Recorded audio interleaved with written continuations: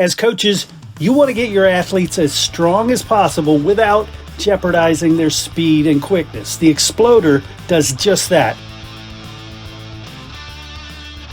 Triple extension lifts are the key to more powerful movements, and the Exploder bar was designed to allow these exercises to be performed in a safe and effective manner.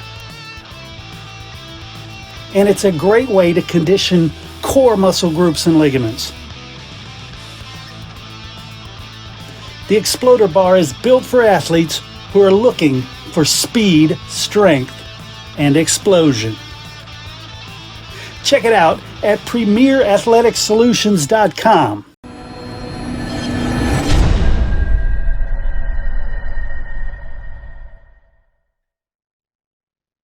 Here today with Tony Benedetto of your Plano East Panthers. How you doing today, Coach?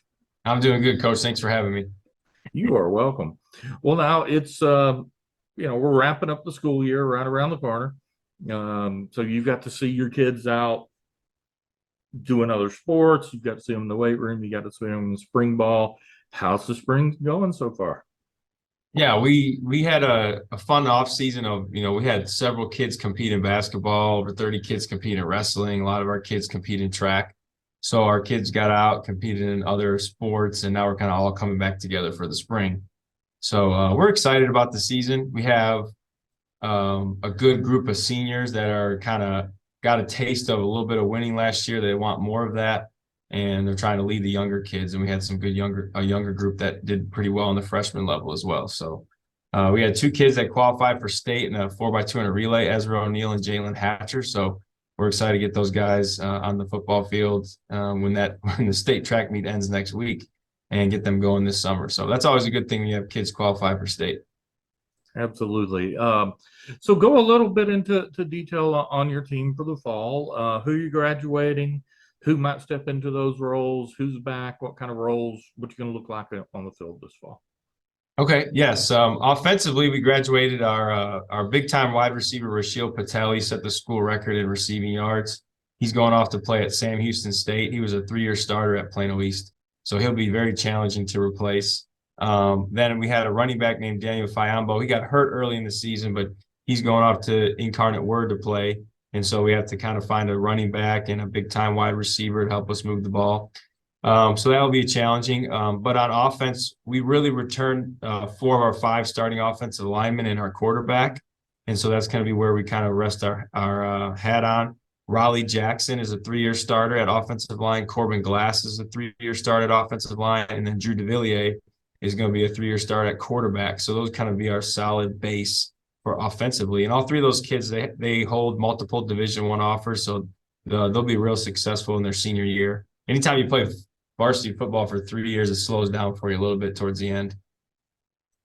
We also graduated tight end Brian Dyer, who went to Army as well, and he's going to be a good college player, and so we have to replace him. So kind of the skill position is up in the air, a lot of competition there, but our lines and our quarterbacks should be pretty solidified on offense. All right. Yeah, go ahead. Go ahead. Oh, as far as defensively, defensively, we graduated our safety and corner, Kason Kennerson, who went off to William Jewell College. Linebacker, Chiagoze Oliver, who's going to Harding University. Another linebacker, Daniel Cabrera, who's headed to Kansas Wesleyan. But we return our defensive line that was pretty successful last year, notably Chima Chineke, who's got multiple Power 5 offers. He's was on our basketball team and plays defensive end for us. So he'll help solidify the defense. And then Desmond Smith started at safety for us last year. This will be his 3rd year starting at safety. So he can kind of be a leader in the back half, as well as Andrew Earls, who's going to be a junior, and he started as a sophomore. So we have some returning safety, a returning D lineman, and a returning linebacker started like in Excel Olaru, where the kids will have a kind of a leader at every position group, which is good when you're bringing those younger kids on. All right. Now kind of walk us through your district. Who's in your district? What do you expect to see from them on the field this fall? Okay, District 6A. So we got Plano West, Plano. We got Coppell, and then the Louisville schools, Flower Mound Marcus, Louisville and Hebron. Louisville is the I guess the jewel of the district right now. They had a great playoff run last year. Coach Odell does an amazing job with the program, and they're very loaded talent, and they're very, very well coached. So I would expect them to continue to be up at the top of the district. They're kind of the one everyone's shooting for. And then Coach Antonio Wiley at Coppell, they took second place last year, and he's got that program rolling, and they're going to be tough to beat as well. And then kind of everybody I feel like will be improved from last year. Plano made the playoffs with the young team. They've got a new coach. Plano West was probably a couple injuries away from making the playoffs.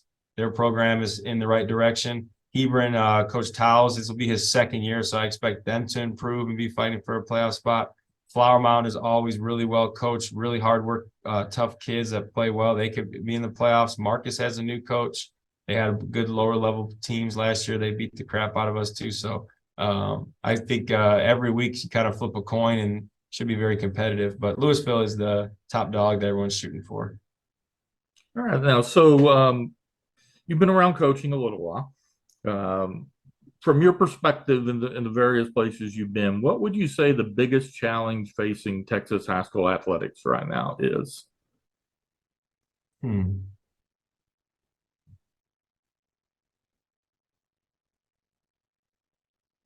I think probably just a shortage of coaches and people wanting to get into the profession. You usually, when I started out, you would coach middle school football, and then you would move your way up to high school football, and then a position coach. And some guys move up quicker than others, but now your young guys are getting in the profession, and they're varsity coaches kind of right away, because we just have a shortage of teachers and a shortage of coaches. And we're the ones that parents respect, rely on, and we need, coaches that do a really good job to keep kids in public school and keep kids wanting to play high school sports. You put a bad coach in front of a kid and it could send him back a couple of years, not just athletically, but also his character. So I think that's probably one of my biggest concerns is the amount of job openings in coaching and the amount of job openings in teaching as well. All right. So you're there at Plano East. You have some illustrious alumni there. So what's it like having to put up with Matt Diggs? Put up with Matt Diggs? I wouldn't say put up with him. Probably, man, I'd say it's kind of since I got the job, he's been real encouraging. When we started out the season last year 3-0, I know he was very excited. And then when we went through a lull during district play, he never said anything bad about the program. He always encouraged me and he always had the glass half full. So it is our goal as a program to get Plano East consistently in the playoffs so that, Matt's life is fulfilled and he's happy throughout the offseason, knowing that the Panthers are in the playoffs. All right. So let's go from kind of big picture to small picture and try and learn a little bit about Tony Benedetto. Okay. What would you say your number one guilty pleasure is? Oh, I don't know if I have a guilty pleasure. We're kind of just engulfed in football all the time. But when I come home, if there's a good slice of Munster cheese in the fridge, like I'll eat a slice of Munster cheese, and I'll just that'll be like my go-to snack. I don't know if that's a guilty pleasure or not, but I enjoy that for sure. And then probably, I don't know, man, I grew up in Chicago and I love the Chicago Cubs. There were tears in my eyes when Steve Bartman reached over and caught the ball in front of Moises Alou and we got knocked out by the Marlins. Then just years of playoff losses or bad seasons. And so, checking Cubs scores, watching the Cubs down in Texas and, probably being too invested emotionally in their success. It's probably one of the things that I'm not too proud of. But yeah, they beat the Rangers 2 out of 3 this year. So I got to talk a lot of crap in the office. All right, Coach. Well, thank you very much for your time today. Best of luck as you wrap up the school year there and head into the 23 season. Okay. All right. Thank you so much for having me.